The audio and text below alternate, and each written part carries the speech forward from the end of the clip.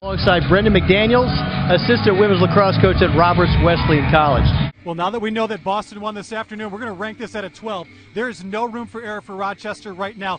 They need to win out these last 3 games. That's the easiest way to the playoffs. It's just easier that way. It is playoff time right now for Rochester, starting tonight. A couple extra games this season. That's why we're starting early. A new team in Charlotte, a new team in Columbus with the Old Machine franchise name. A historic offseason as far as player movement. You'll need a scorecard to find out where your favorite player is this year, but it's going to be exciting. Exactly, and this is a game for Syracuse. They've won 6 in a row. They're averaging 14 goals a game over that time, but this is a very good Rutgers team. They've won 6 of their last 7. They also have a top 10 win over Princeton, who is number 7 in the country, so this is not a laydown game for Syracuse. That's right. Rochester has struggled at the face-off X throughout the season. They're only the 2nd worst team, and tonight, Tim Phelan, Bobby Dattila, they've done an excellent job. They've pretty much dominated the face-off X. We knew that Tim Sudan was going to come in with that platoon, and they have been perfect. They should, because they've had an excellent first half. But there's one key statistic at halftime that Gary Gate will show his team that should make the difference in the second half. They have 7 goals on 8 shots on goal. The goaltender, Collada, for Rutgers only has 1 save. So if they put some shots on net, they're going to have some more success. Woodson was outstanding tonight, and he's that veteran that really has to keep this Ohio team really focused over these last 2 weeks. They're playing Boston, and they can still be a spoiler because Boston's fighting for their playoff lives too. Ohio has a home and home with them, so Woodson will be a key down the stretch too.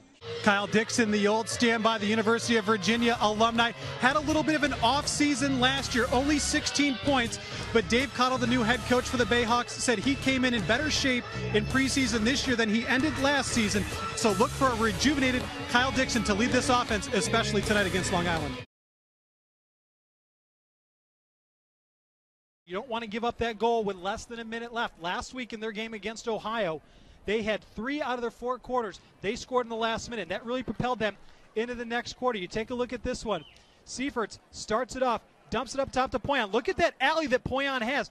No defender is anywhere in sight. DiNapoli does not slide over. White doesn't slide over. If you're going to give an accomplished goal scorer like Poyon, who's been in this league a long time, an opportunity, he's going to get that. The Bayhawks only their 4th shot so far in the first quarter. You see Kimmel working on the long pole, hesitated, took that stutter, went left, still kept it in his stick, took the lefty shot and went low. The first couple shots have been point blank low. This time they go low from the outside, and Adams is slow to react to it, and Kimmel gets the first goal for the Bayhawks. Anderson just so efficient off that right side when she drives. The last shot she had wasn't really a quality shot. This time she gets the feed, squares up her body, squares up her shoulders, and puts that shot up high. And that's the one part, Constantino, I mentioned that earlier, that's where she struggled to make saves, is those high shots, particularly off stick high. And that's exactly where Anderson put that shot and got the goal. This is just a great job. You see Pizer with a cross-field pass, and Catalino, he sets up on that left side and just rifles that little bit of a riser shot. Last season, Long Island scored 124 goals during the season. That was the worst in Major League Lacrosse history, so they wanted to bring some scoring in. As we said, Catalino, he put a lot of points up in basically half the season last year, only 8 games for Rochester, so he's paying dividends, as you see right away. That's what they brought him in here to do. Probably the strongest part of the game. Let's pick this up, and you see a long pass down the lane from John Lade. Lade gets it up ahead to DiNapoli, DiNapoli to LaBelle, and you see Ohio a little bit slow to get back. You got to wonder, because they're missing some guys in that transition, does that affect their transition game? Right there, a nice up and down quickly by Rochester. They get themselves on the board. Stephen Boyle gets inside, does an excellent job. As we take a look at this again, you see it comes behind X. You see Boyle, and you see his defender is crease side opposite high, and you see he just takes this right around Schwartzman. Schwartzman, I don't think, was really anticipating Boyle to come in and roll the cage like he did, and Boyle gets in for the first goal of the game. That is key for Rochester, because being at home, having a playoff type atmosphere, you want them to get on the board first. What a pretty one it was. Right, you see him, he's dodging on a short stick, and that's a good advantage to him. He just gets out there far enough as he gets right by Kevin Drew. You see Drew started off playing good defense, got in a little bit too deep, and you see Lang was a little bit late over with the slide. And you see just on the tail end, John Galloway slams his stick against the goal because that's one he wants back. Almost from the same exact position he did the first one. Grant Catalino sets up just waits for the feed, winds it up, and sends a small riser. This time you're going to see an old standby. That's Doug Shanahan. Remember him? Shanahan sent it behind extra Cromwell, up to Catalino for the riser shot. He's gone high 2 times on DeBartolo and has got 2 goals. When you look at it, Rochester's up 14-9.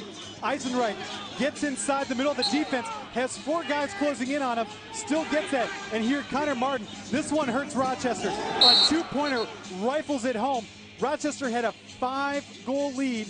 It's now down to 2 with 3:51 to go. In a game we talked about, Rochester cannot afford to lose, and Rochester a couple times has had an opportunity to put Ohio away and has not done it. Free position, she's on that right hash. She's a natural lefty, so she has that opening. And you see, Collada gives her that whole far side, but Murray decides she's going to rip it near side and put it in. Coach, we've seen Pete Poyon have a big first half. He's drawing a short stick. Is that something that you guys identify because you have so much balance? Is whoever gets the shorty, that's the one you want to get to make the run at the cage? Yeah, particularly if Pete Poyon has a shorty. He's got a green light to go all day on a shorty. He's a tough guy to cover. And he's had a good first half, certainly the times he's had the short on him. I don't imagine you'll see the short as much in the second half. Well, Coach, you'd mentioned that you're a little bit worried about the face-off X, and you thought that if Rand can give you anything, it'd be a bonus. He has not gotten very many face-offs, but every time Gremlians won the face-off, your defense has caused a turnover, which basically is just as good as winning the face-off. Well, that was the plan. We're not putting his draw side guy. Usually teams put the draw side guy in the hole, and he gets to play around and go forward, and he runs away from him. We're putting the opposite guy to get to the hole, and we've had some success knocking the ball out of there, and he tries to create his own shot off the face-off, and we've had some double-team opportunities. Thanks a lot, John. I'm with the pride of West Genesee High School, and outside of Syracuse, John Galloway, the goalie for the Rochester Rattlers. And John, thanks a lot for joining us. Last couple of weeks, this has been a playoff atmosphere in Rochester. What's the mood been like in the locker room, knowing that there's no room for error in these next couple of weeks? Well, yeah, first of all, thanks for having me as well. And, for the past couple of weeks, for the opportunity for us to be in the race still has been, just so beneficial for us and our attitude going into games. And our preparation has been much better the past couple of weeks. And we just know that we want to play at the end of August. And to do so, we need to win these games. And tonight, Denver's that next step. Well, now in your second season, the coaching staff has asked you to be more of a leader. Talk about the leadership role you've taken on this team and how it's differed from your first season in the MLL. Being a goalie in this league is really tough, and I think you really have to make those adjustments. In my first year, I took a couple bumps and bruises learning how the league was ran, and I think that this year they allowed me to, they put me in the responsibility of being a captain, as well as, just talking to the guys on the defensive side of the ball and kind of directing what we do and what packages we are in. And I think that the confidence that the guys have given me on the field, my D middies, my close D, has made my job much easier. We take a look at this game tonight against Denver and next week. They're both must-win games. How is this for you as the goaltender, knowing that you're the last line of defense? Is that a good feeling to be in? It is, especially being able to play ball after the collegiate game. I think that this competitive nature, especially near playoff time, and it's a must-win. I said it earlier this week, I haven't been excited to play a game this much since college. It's a do or die. You have something to play for, and you're playing for the guys on your roster, the guys on your sideline, and your coaching staff. And they've been behind us all year. They've been guys that believe that we could be in the playoffs all year long, and not a lot of people believe that. So for us, that's just another opportunity to prove them right. We mentioned you're excited about these last 2 games. I know you're excited for 5 questions. You ready to go? Absolutely. All right. Our staff did some research. They hear that you're a phenomenal dancer. What's your go-to move? The spin for sure. I have a little bit of salsa in me. I don't know where it came from. I must have some long-lost relatives that taught me how to do that when I was a kid. I'm a phenomenal salsa dancer. So you're saying it's not the water in Camillus that helps you be a phenomenal salsa dancer? That doesn't hurt. That doesn't hurt for sure. But no, I think somebody taught me along the way. All right, back in Syracuse, your go-to meal, you can only have one. Dinosaur barbecue or varsity pizza up on the hill? Varsity. I bleed orange, and that's for everybody up there. They want to talk sports up there when you walk in, and that's a mainstay for Syracuse. Most embarrassing song on your iPod, excuse me. There's no embarrassing music. I'd sing any of the songs on my iPad, but a big song that a lot of the Cuse guys in the Rochester locker room listen to before games is Katy Perry Firework. That was kind of our theme song senior year, and we stay true to that. Well, if you guys go in the playoffs, we better see the Katy Perry dance move after the game. Okay, you just got a job as assistant coach at Providence. You've been out on the recruiting trail. You're in my living room. I'm a big-time recruit. Sell me on going to Providence College. Absolutely. You get to compete in the Big East, and we plan to compete nationally in the next couple of years. We have new facilities. We're going to be newly funded in the next 2 years. We have Coach Gabrielli, who's been to 6 straight Final Fours. We've had the chance to have 3 Division I national championships and 1 Division III national championship on our staff. It's a bunch of winners, and we look forward to contending in the Big East and nationally. Nicely done. I like it. I've practiced the past couple of weeks. Your last one, we're going to get you on this one. Best all-time Orange goalie, John Galloway, Matt Palem. Matt Palem by a long shot.